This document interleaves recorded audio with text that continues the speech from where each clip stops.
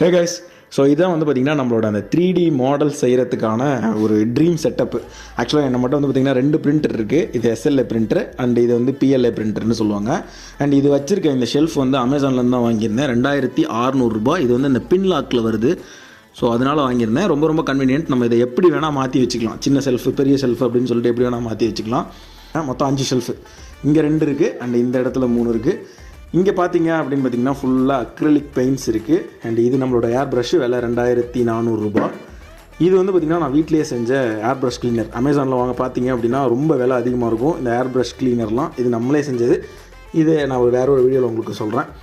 So ஒரு வழியாக வந்து பார்த்திங்கன்னா இந்த செட்டப்பை ரெடி பண்ணி முடிச்சாச்சுங்க.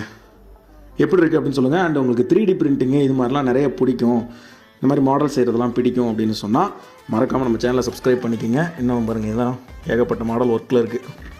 முடிச்சுட்டு இதெல்லாம் ஒவ்வொன்றா ஒரு வீடியோ போட்டுறேன்.